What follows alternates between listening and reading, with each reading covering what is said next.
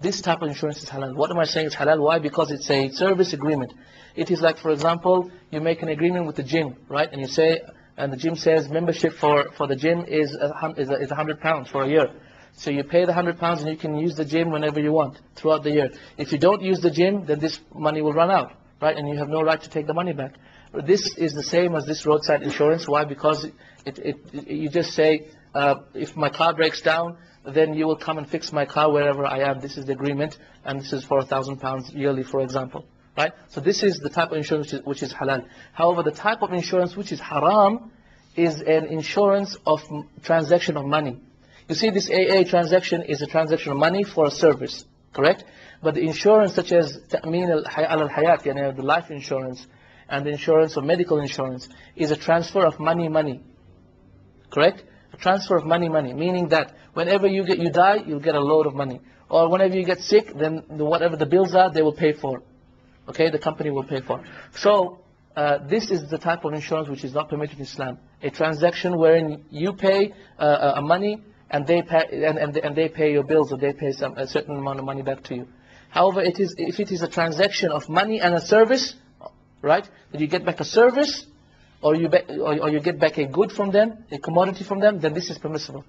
Right? So if you, for example, had a health insurance with a particular hospital, I know they don't have this here, but in certain countries they have it. Like in Urdun, in Jordan, in other places, I know that in certain doctors, the people, what they do in the villages, they give the doctors, whatever, £100, let's say, and they say, well, if I get sick throughout the year, you will look after me.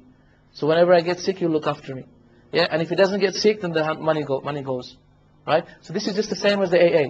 This is permissible. What is not permissible is like a bank, for example, or an insurance company. They say that, okay, whenever you're sick, just give us the receipts for whichever hospital you went to, and we'll pay the hospital ourselves. This is what is not permitted. In the same way, the life insurance is not permitted. Yes, Tafaddal, Sheikh. Because what we're asking about, not the life insurance, we're asking, I drive a car. Yes, what driving insurance? There are two things. We're mixing two things here. Right. AA is, as you said, it's service insurance. Sales. That's different. That's different. Yes. That's different totally. Right. By the law, I can't drive this car. Yes. Unless I pay third party or comprehensive. Great. Okay, because if I hit your car, or yes. I kill you or something, yes. okay, yes. then the insurance. Yes. This is what we are asking about. Right. Okay. So the brother is asking about the insurance which is compulsory at this time, which is the third party insurance. My advice regarding this, and this is the opinion of a vast majority of the ulama of our time, who have been asked similar questions about the type of insurance which is obligatory, such as the driving insurance, such as might be house and contents insurance. In certain countries it's obligatory. I don't know what is the situation here. But let's say the third party, which is compulsory, as in Australia as well, the same thing. Then we say that in such a situation, let's say you have been, you paid insurance for the last 10 years, and you've been paying £100 each year. And so over the last 10 years, the amount of money you've given the company is how much? £1,000. £1,000, right? And so let's say you have an accident, then my advice is that you take only the equivalent of what you have paid, which is £1,000, not more than that. Okay? Not more than that. Meaning, for example, if the accident cost, the cost of the accident was actually £2,000, you actually only claim 1,000 from them, and the other 1,000 you pay from yourself, if that is possible. If that is possible. I know in Australia this is possible. We can actually claim an amount. And the excess and the extra we pay for it ourselves. So basically what you're doing is the amount of money you've given them, you're getting back the same. Right? This is the best way of doing it. Of course, this is majburi. This is something you are forced into doing, akhi. And so, the ithm is lifted because the difficulty of driving without a car is so tremendous, and this is something which really we can say in Arabic, Ammad bihil balwa. This issue of insurance and third-party insurance. Yes, brother. Same issue. Yeah. Yeah.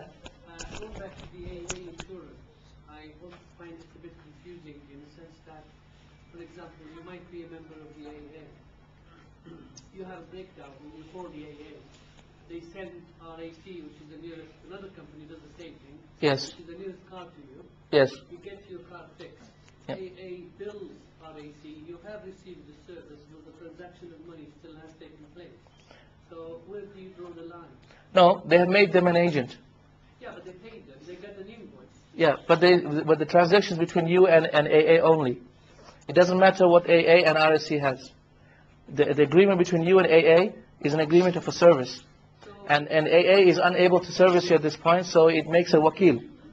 So it makes the RSC a wakil, and the RSC takes care of it, and so AA pays him. This is fine. Brother, can I make a Yeah, of course. We have a very limited time.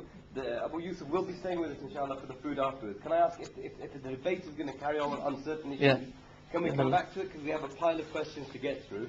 So inshallah, if we can agree Yeah, that actually this it's- topic will be finished afterwards. Bismillah. So inshallah, we'll have one from the sisters. Oh, okay, And then, Can I ask about the main topic which Sheikh spoke about? And then we'll get to the questions. which one? About the Issues related to the topic. I mean. The main topic is istiqamah. Yeah, inshallah. You, after this one, you're next, inshallah. Type. Okay, Assalamu alaikum warahmatullah. The Prophet ﷺ said that the people that will be with him in Jannah will be mainly those that will come after him. Can you recall the hadith to us? And my question is it referring to the people of Palestine only? Jazakallah khair. I'm sorry, I don't know a hadith like this, that the people that will be with him in Jannah will be mainly those that will come after him. Allah Ta'ala, I've never come across a hadith like this. I do not know of it. And my question is it referring to the people of Palestine only? I do not know of any hadith like that. Perhaps you're referring to the hadith of Rasulullah wherein he talked about Ahl Sunnah wal Jama'ah, and then he said, Hum Bisham, they are in Sham, they're in Sham. Meaning Sham, meaning the people of, the area of Sham, which is Palestine, Jordan, Syria, Damascus, around that area. But I'm sorry, I do not know of a hadith from this point. Yeah. Okay, the other question the brother had, يقول بعد ماذا نحن أنت أفراد في مقاطعة Yes, the brother is asking about boycotting goods and about boycotting the Western goods and whether and how should that be dealt with. This is what you're asking, Akhi, about boycotting. Oh, okay. Oh, sorry.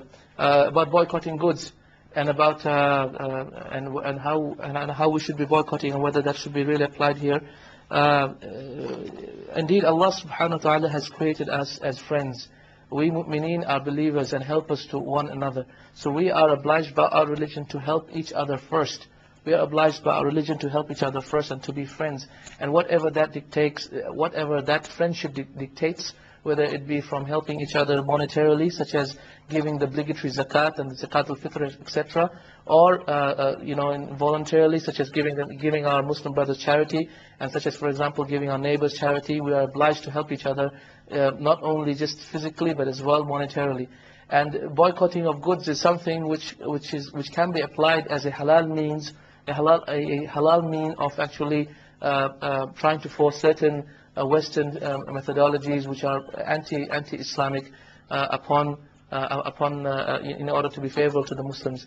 However, I hope that this will not cause backlash. If it does cause backlash, which I'm seeing at the moment, I do not advise this at all, because you're living in the West, ya akhi, my brother and sister in Islam, you're living in the West, and you wish to boycott the West. I do not see how that is possible.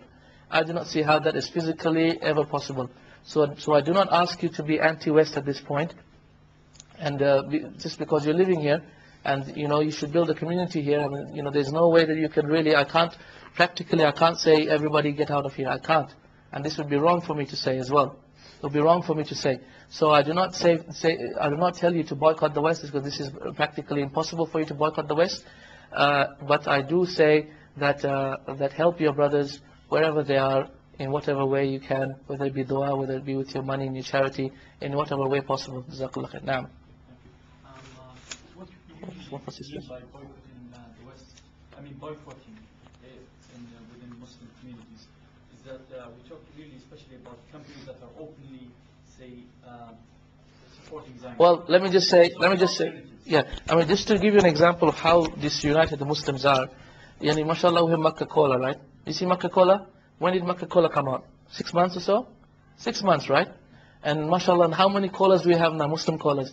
We have Qibla Cola, Aqsa Cola, we have Medina Cola, we have Muslim Cola, we have anti-Muslim Cola, no, what else? Whatever cola you can think of, we have. And so many more in the pipeline. So many more in the pipeline. See how disunited we are. And every one of them is saying, don't drink stupid. Drink, think before you drink. I said, subhanallah. This is amazing. And every one of them says 10% to Palestine and 10% to local charities. Correct or not? Amazing. Well, look at how disunited we are. We can't even drink the same cola. Hey? Subhanallah. So this is an effect of, we're talking about boycotting, we're making fun of ourselves, guys. We're making fun of ourselves. And you hold on to the religion, hold steadfast upon the religion before you start, trying to do things which you're not able to do. And this boycotting can be done in Muslim countries, not whilst you are in the Muslim minority here. You can't boycott when you're a Muslim minority. You can't. You're buying fuel, right? Don't you drive a car? You're buying fuel. Where are you buying fuel from? The local station. The local station is Muslim? No. Then you're not boycotting. What are you talking about boycotting, Akhi? No, the car you're driving. Is it a Muslim car? Muslims don't have cars.